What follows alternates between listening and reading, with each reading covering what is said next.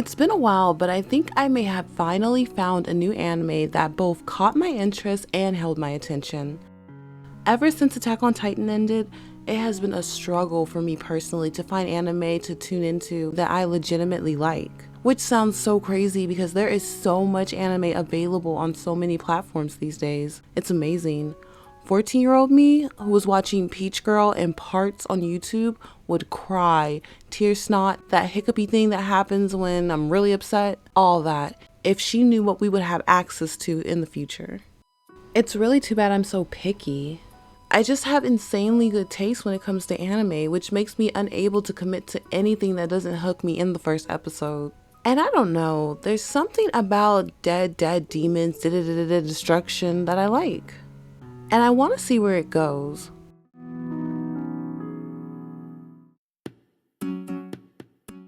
I normally avoid animes with nonsensical titles because I never like them.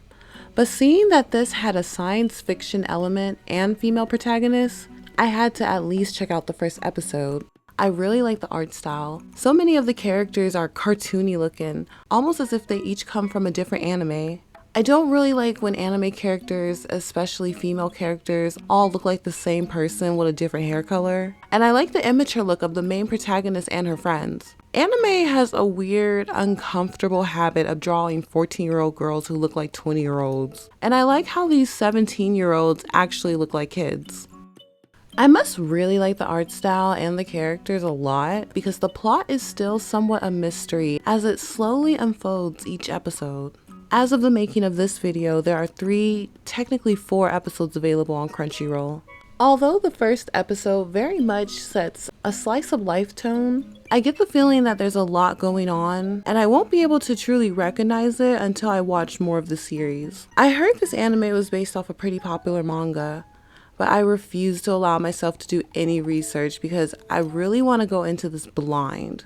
One thing I did do was watch episode 0, and it was a very confusing introduction to the series. After watching the episode, it began to make sense why so many people in the Crunchyroll comments were saying to skip episode 0. Again, I didn't want to do too much research, but I think the purpose of episode 0 was to provide either interest or context to the story following this first season in case it doesn't get renewed for season 2. So maybe at the end of the season, we'll revisit episode 0. Or if you guys want, I can do a review on it now. Just let me know in the comments.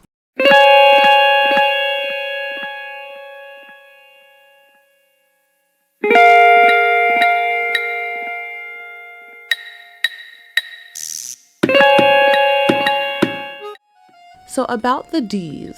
On August 31st, a UFO shows up hovering over Tokyo, Evangelion style. It starts detaching pieces and wrecking the city, and as you can imagine, people died. If something like that were to happen in real life, which I pray never does, it would be the catastrophe of the millennium, absolutely leading to an apocalypse, or at least a full-blown out world war. Episode 1 takes place 3 years following this event, and it seems that the residents who were once victims of an invasion have just moved on. There is an enormous spaceship still hovering above Tokyo, and it seems that everyone has just accepted it as the new normal and are continuing on with life and whatnot. This totally parallels us in the Big C, don't you think? A global panorama is almost as insane as aliens popping up. Yet here we are 4 years later and people are still complaining about how inconvenient it was for them to have to wear masks in public. We are introduced to DeDeDeDe, our protagonist, sleeping in class. Life is really back to normal for these people. After class, while meeting with her teacher, she says university isn't an option anymore. And not because aliens are here and could potentially destroy the world at any moment, but because she's accepted that she'll end up as a company slave regardless. But girl, I'm pretty sure you need a degree to do even that nowadays. I like DeDeDeDe. She's kind of a dork, but it's cute. She seems like a regular girl. She plays video games, is a manga fan, and has a close group of girlfriends, including her BFF Oren, who I really like. She's kind of lazy, doesn't like doing her homework, but I think she's normally smart because her teacher points out that she's intentionally failing. DeDeDeDe bumps into her friends after class. Kiho is plotting on this boy for some reason. When Kodode asks about Oran, we get a peek of this beef between Kiho and Oran. I really didn't understand Kiyo's deal until episode 3, so I'll wait to get into that. Oran is Kodode's BFF. She's a weirdo and probably my favorite character. She be saying some off-the-wall stuff sometimes, but most of the time it's funny. Oran clues us in that Kodode has a crush on their teacher, which is totally gross, but we'll get more into that when we review episode 2, unfortunately. You know, after watching a few episodes, I've noticed that this anime is weird in the way that I like and in a way that I don't like. But the irony of these two high school girls discussing trivial things like boys and crushes, making future plans for university, while staring at a giant UFO in the sky is a jarring visual and just gives me so much anxiety.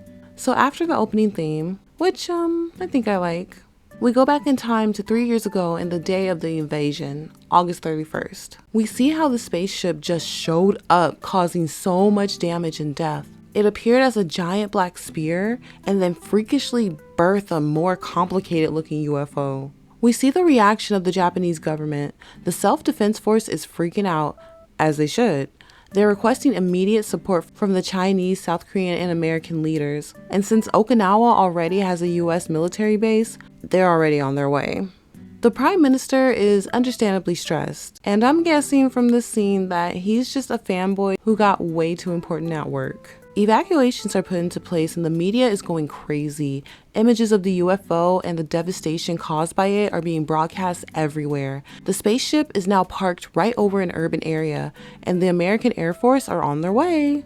They blast the spaceship, and a massive, terrifying explosion hits the entire city. 3 years later, the surviving citizens of that particular city, Ota City, are protesting the American attack. They refer to the UFO that is still hovering as the mothership. The ship dominates the Tokyo skyline, and they still know nothing about it, including if there's even life aboard it. The way the citizens carry on is crazy, and as we know, Kodode and her friends are no exception. They meet for dinner and talk about boys like regular girls living regular lives. Kiho and Oran again have the hardest time getting along. Kiho thinks she's all that because she has a boyfriend, and Oran thinks Kiho is a disgusting sentimentalist.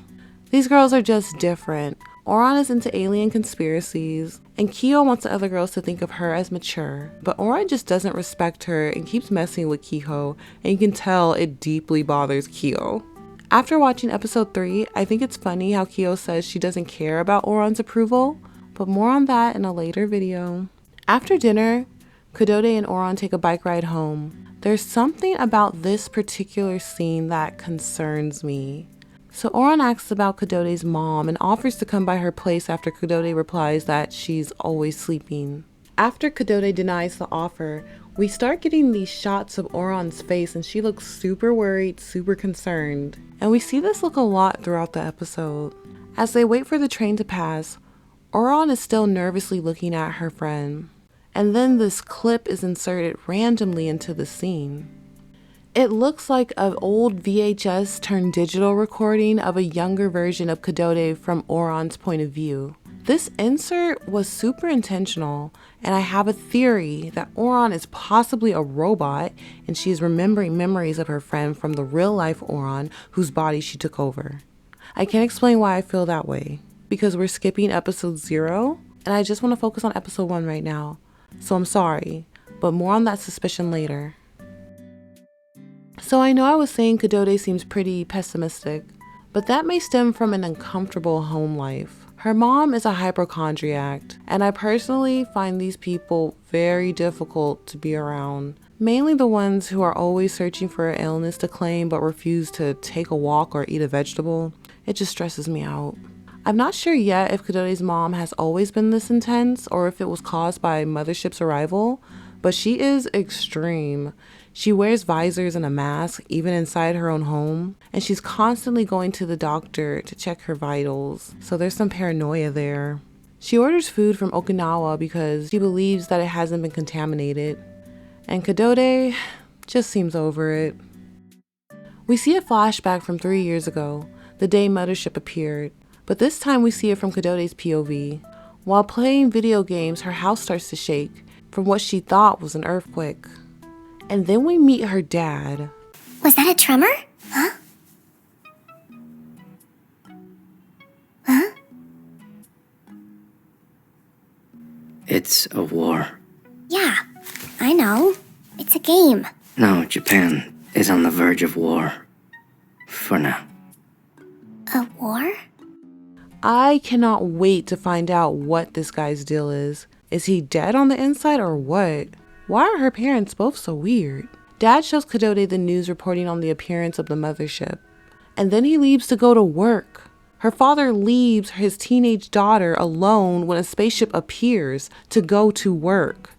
And he's just so nonchalant about it. Maybe he's an alien and his ride is finally here. Also, the spaceship makes this creepy, shrieking noise that I think we heard earlier in the episode. Her father instructs her not to leave the house right before leaving out, and I think this is the last time Kodode sees her father. In the next scene, Kodode's mother being a hypochondriac is confirmed. Seems like Kodode is routinely speaking with doctors on her mother's behalf, who are repeatedly assuring her that she is healthy. We are then introduced to I'm Takabatake, who, surprise, surprise, has leveled up from boyfriend to fiance. And Kodode didn't even know. But Takabatake seems pretty nice. The golden retriever type that I often see attached to mean girls, like Kodode's mom. So this makes me wonder about the relationship between Kodode's dad and mom. Both are weird, with personalities that I would find impossible to deal with. It's been 3 years since her dad disappeared, so I guess it makes sense for her mother to move on. As they all leave the hospital, Kodode's mom suggests that the three of them, Kodode, herself, and her new husband, move to this self-sufficient hippie farm away from Tokyo. This seems to trigger Kodode, because she stood up to her mother right away. Kodode had already given up going to university to help her family. Earlier in the episode, I thought she was just being lazy, but now I see with her dad disappearing and her mother's paranoia increasing, she's stressed. Her mom tries to gaslight her, it doesn't work, and when she gets frustrated that it doesn't work, she demands Oran pull over. Her mom makes a good point that it is dangerous to stay in Tokyo. I mean, there's an entire spaceship just hovering around and no one knows what it'll do next or when. But Kodode is over her mother. Her hysterical mother exits the car, and rather sweetly, her pending stepfather pledges to help Kodode pay for university. I think he really pities her, since her dad is missing and it's clearly a burden on the family. I'm starting to understand Kodode a little more, although it seems like she was cynical prior to August 31st, and society has normalized this giant UFO in the sky for 3 years. She is still deeply affected by it all. Her father leaving or missing put a burden on her. Not sure how crazy her mother was before mothership, but I'm thinking she was always a difficult person to be around. I bet Kodode really just wants to go to university, even with a bleak looking future, just to be with Oran. The episode's final scene is of mothership. It's sending out random objects doing alien stuff, and we see this hunk of junk hovering throughout the city. It gets caught on a utility pole's electric wire, loses power, and then falls to the ground, crushing 2 civilians nearby. And that's how the episode ends. It's a pretty chill first episode. What do you guys think? Have you guys even heard of Dead Demons, DeDeDeDe Destruction? Please, no spoilers in the comments. But let me know if you guys want a recap of episode 2. If you read the manga without spoiling it, let me know your overall impression of the story. Thank you so much for watching. Please like the video. I'm off to work on another one. Bye.